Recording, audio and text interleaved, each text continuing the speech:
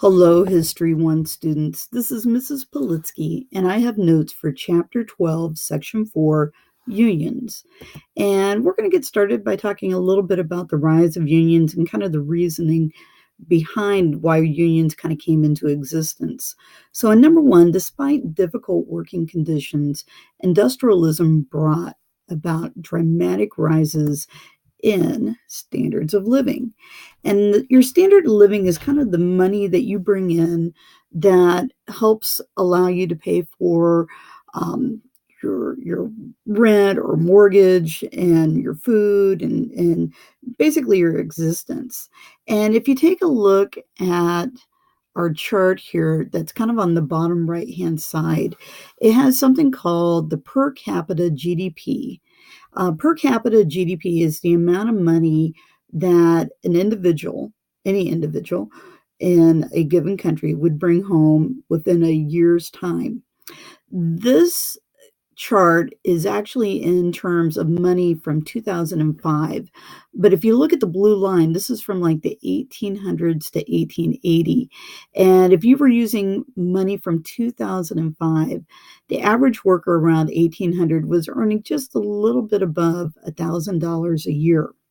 Compared to today's terms, where a worker may be bringing home on average, or not just a worker, but any person in our economy, may be worth somewhere around $45,000 to $50,000 a year. So if you look at that chart, it dips a little bit below 1,000.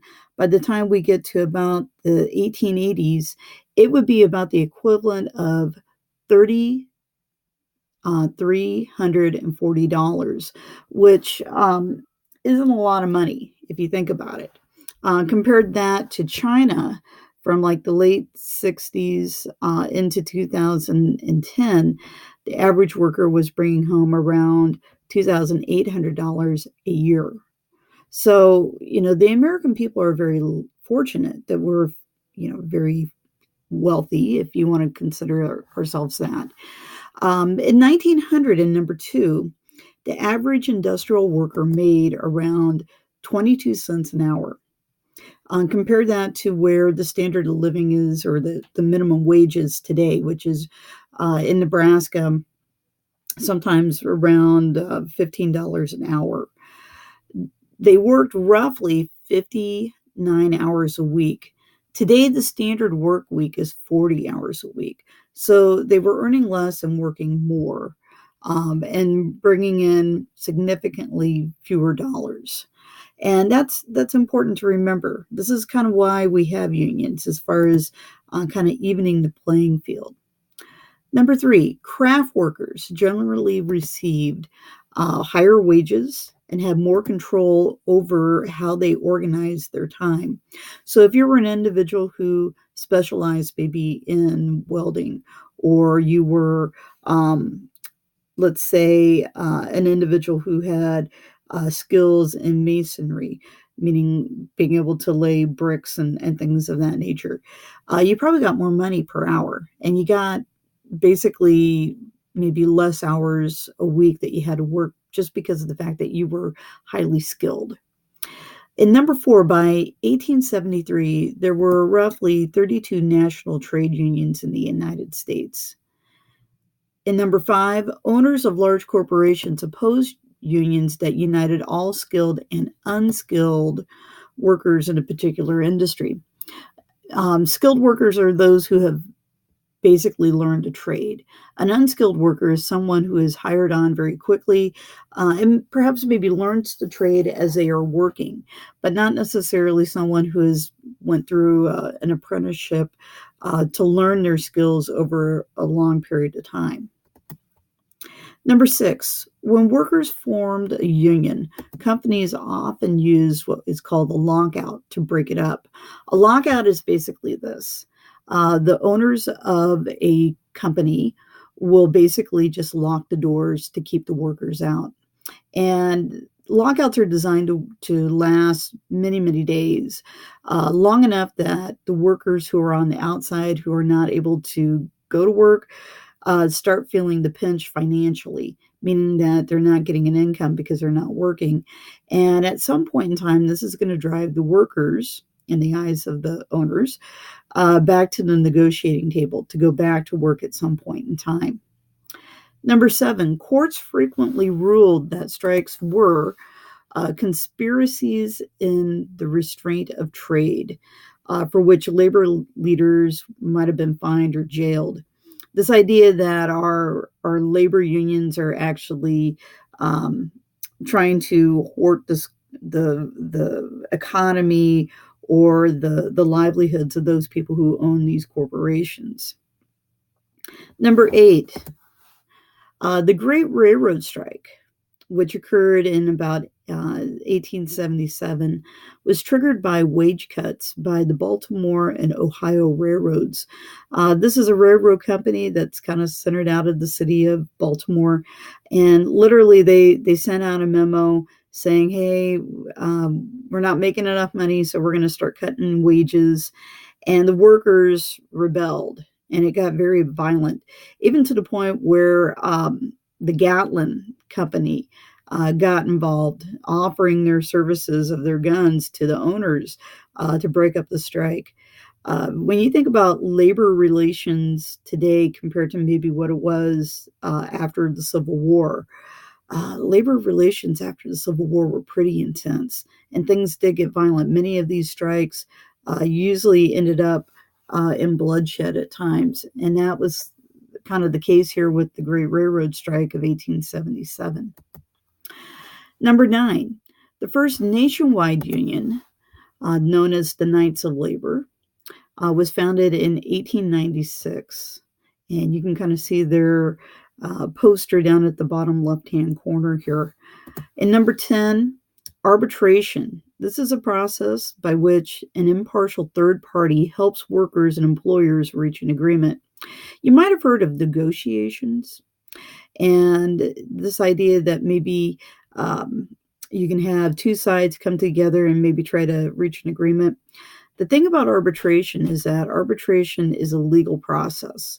And so whatever our parties come up with, the workers and let's say the owners, whatever they've come to a decision on, an arbitrated decision is actually legally binding. So if somebody doesn't uphold their end of the deal, then we can have a lawsuit. Someone can be sued.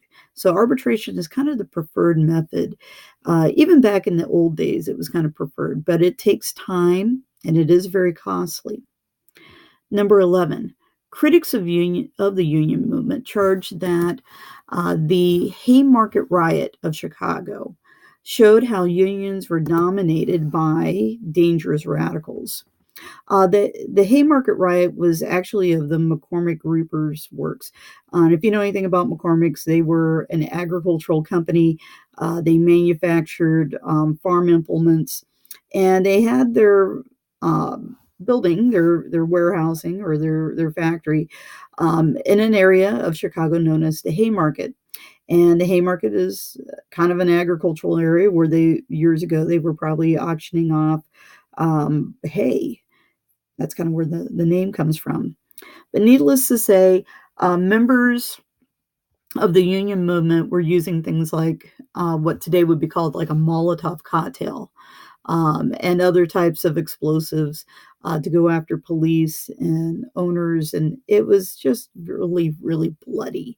And needless to say, some of these people who were with the unions were individuals who might be called anarchists, people who are wanting to overthrow the government. Hence, that leads to a little more terror when we have these events where we have walkouts or lockouts or strikes. Number 12, in 1893, railroad workers created what is known as the American Railway Union under the leadership of a man named Eugene V. Debs, who you see pictured below. Eugene V. Debs is going to be a name that's going to come back to us in the future here. He is, at one point in time, he is going to be politically the leader of the Socialist Party here in the United States. And he is going to run for president of the United States. What's unusual is when he runs for president, he is actually incarcerated. So he's like one of the only people to run for president while still in jail and to win a significant number of votes. So, yeah, this is the beginning of our conversations about Eugene V. Debs. Number 13, the Pullman strike. Pullman, just so you know, this is a company that makes specialized railroad cars that were kind of the Cadillac of the day. They were very plush. They were for the wealthy. They were basically handcrafted cars for very wealthy people.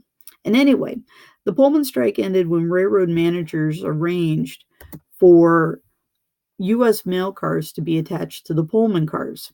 It kind of works like this. The Pullman strike, basically, railroad managers decided to do this. They were going to not allow for the Pullman cars to be attached to regular trains so that they could help those Pullman factory workers get whatever they were trying to negotiate for and kind of put some pressure on the Pullman company. But the government, if they decided to attach these mail cars, the mail is protected by the U.S. government. It has to go through, and hence those Pullman cars are going to have to be attached to these trains. So it was kind of an interesting way to get around the strikers. Number 14, in 1886, leaders from several of the nation's trade unions organized as the American Federation of Labor. And their leader is going to be a guy named Samuel Gompers. Gompers, and that should be in the blank there, even though the box isn't moving. You can see his name down there in the bottom. There we go. Gompers eventually is going to take his organization and merge it with another. And today we know it as the AFL-CIO.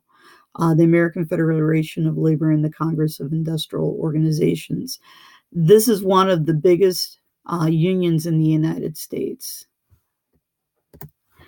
By 1900, women made up more than 18% of the labor force, and they were concerned about some of their issues. When we talk about women in the workplace, wages have always been a factor.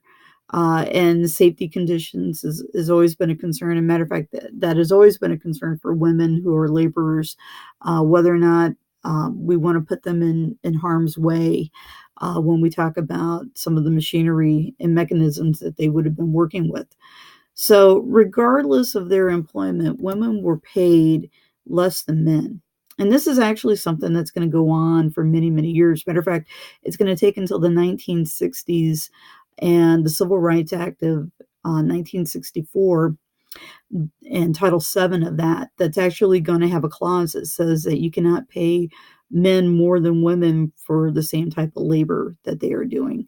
But if you look at the chart that you see down below here, this kind of shows you kind of what the labor force was for females from 1900 to about 1960. Starting off in 1900, you saw more single women than married women working in factories, and that's going to change by the time we get to about the 1950s. The baby boom is going to hit, and there are going to be some married women that, maybe their children have grown up, maybe because of economics, that they're finding that they need to stay in the workplace for the income. And by the time we get to the 1960s, married women are going to far outnumber single women in the workplace. Thank you very much.